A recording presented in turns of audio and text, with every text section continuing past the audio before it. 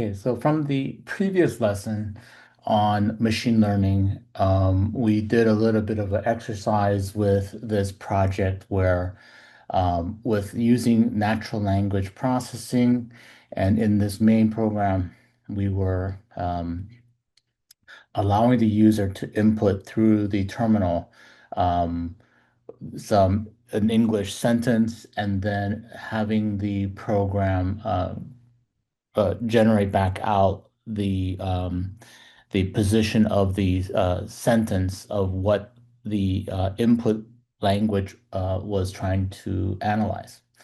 And what I did now was change it so that the program runs as a RESTful server. So now instead of accepting input directly from the terminal or console, it's going to accept input from a RESTful endpoint, and it's going to run like that. So here I'm going to just run it. So I'm going to run it here. So I'm going to say, oh, the instructions for running is in the README. So here is the run instructions.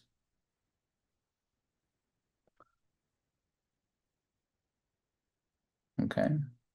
So now that it is running, it's it's going to first when it runs for the first time, it's going to do a little bit of a download, and then it's going to say that it's ready. Okay, so what we're going to do here is then I wrote a small um, Flutter program that would, what it's going to do, it's going to take a voice speech as an input, convert it into text, and then it's going to send that text over to this server. And okay, so here is the app running on my actual real device, and it's going to accept input. I'm going to clear this. Well, as soon as I press start listening, it will clear the recognized text. So I'm going to say the Artemis 2 rocket is on its way to the moon. Okay, so it has recognized what I said, and I'm going to transmit it to the server running on my local machine. Okay, so here I'm going to transmit, and then you can see that it actually did respond to a message here. And then you can see that it did get back the response from the server. So it's saying here that and then the Artemis, it's a proper noun and so forth. And is a verb of type be and so forth. So here you can basically do make these programs do a lot more.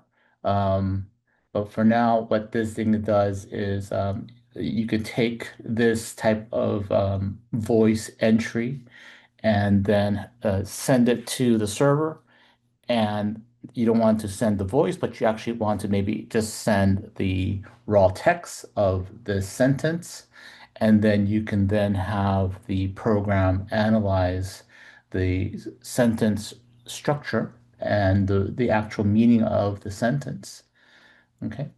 Let me, some other points here is that with this running here, I can actually test more things, like for example, sending to the server some a sentence in either Spanish or say let's say in Korean, and we can see whether the program will actually um, be able to recognize that. So here I'm going to open up a terminal.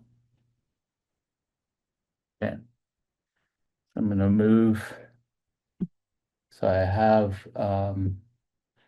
where the scripts are located, and it's running right now on the how I can tell what port this is running on.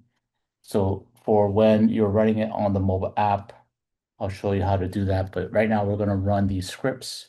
So I'm going to say test server in Spanish and see whether it is able to translate the server with a Spanish sentence. So sorry, I'm going to close that. Open up this one, and we can see that this is the script that is actually running. And the we can see here that the NLP server is actually not as fast as we hope it would be. But it is actually processing it, but it just takes some time for the response to come back from the server. There we go. So it does give back the response, and this is in Spanish. And we can try it in a different language, let's say Korean.